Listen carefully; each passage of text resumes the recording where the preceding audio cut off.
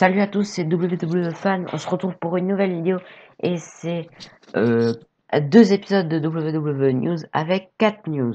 Donc la première news est que Kalisto a fait son retour. Le chef de la Lucha House Party Kalisto était absent de nos écrans depuis décembre 2019 après avoir subi une blessure au niveau de l'épaule pendant la tournée des live events du temps des fêtes. Le mois de réhabilitation sont passés et le voici de retour. Il est venu en aide à Grand Metalik lors de SmackDown du 14 août 2020. En effet, Shinsuke Nakamura voulait faire son Kinshasa, mais la musique de la Lucha House Party a commencé et ils ont attaqué Cesaro en bas du ring, ce qui a permis à Metalik de faire son finisher à Nakamura pour le compte de 3. Le trio pourra reprendre ses activités à la normale. Il ne faut pas oublier que Kalisto a signé une prolongation de contrat de plusieurs années avec la WWE en janvier dernier, tandis qu'il expliquait qu'il lui restait encore beaucoup de choses à accomplir dans la compagnie. Donc voilà, c'était tout pour la première news, donc on va passer à la deuxième news. Et donc une bonne deuxième news, c'est que la WWE annonce WWE Payback.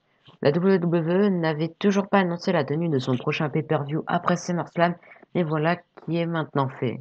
En effet, lors de SmackDown de cette nuit, Sasha Banks et Bayley ont annoncé qu'elles défendront les titres par équipe féminin lors de Payback. Pour rappel, The Boss défendra le titre féminin de Raw contre Asuka à SummerSlam, tandis que sa partenaire mettra en jeu celui de SmackDown contre cette même catcheuse. Seront-elles dépouillées de toute leur ceinture d'ici la fin du mois? La WWE a également confirmé que Payback se tiendra le dimanche 30 août, soit une semaine après SummerSlam. Donc ça c'est plutôt cool, ça permet de faire revenir les audiences. Donc voilà, c'était tout pour la deuxième news, on va passer à la troisième news. Donc la troisième news c'est que quelle catcheuse affrontera Bayley? Cette nuit à SmackDown a eu lieu un Triple Brand Battle Royale pour déterminer l'adversaire de Bayley à SummerSlam. Des catcheuses de Raw, NXT ou encore SmackDown ont participé à cette bataille royale, laquelle était la dernière à rester sur le ring.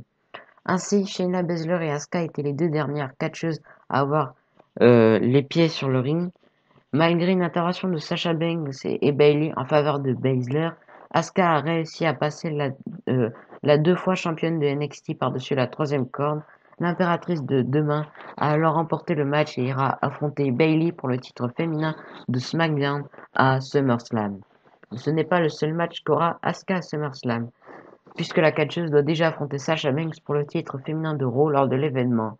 Asuka pourra donc devenir championne de Raw et de SmackDown le 23 août, à condition de gagner les deux rencontres. Donc moi je pense ça va être un peu comme dans Extreme Rules 2020.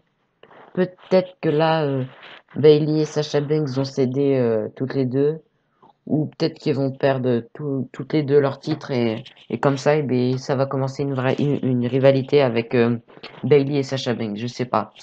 Donc voilà, c'était tout pour la troisième news. On va passer à la quatrième news et donc la dernière news de cet épisode.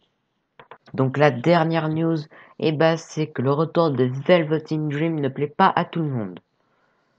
Cette semaine à NXT, Velveteen Dream a fait son retour après de nombreuses semaines d'absence. La WWE l'avait mis de côté suite à de nouvelles accusations portées à son encontre. Il a participé au match à 3 dans l'espoir de gagner sa place au leader match de NXT TakeOver 30 pour le titre nord-américain. C'est Cameron Grimes qui a gagné ce match, mais Dream n'a pas subi le tombé, ce qui veut dire qu'il aura une seconde chance mercredi prochain lorsqu'il affrontera Finn Balor. Un retour qui ne plaît pas à tout le monde, notamment dans les coulisses. Tout d'abord, le retour de Velveteen Dream a été gardé secret, à en croire les informations de Fightful. La plupart des superstars de NXT ont appris ce retour quelques minutes avant le début du show. Le catcheur s'est cependant attiré les foudres dans les coulisses à cause de ses problèmes.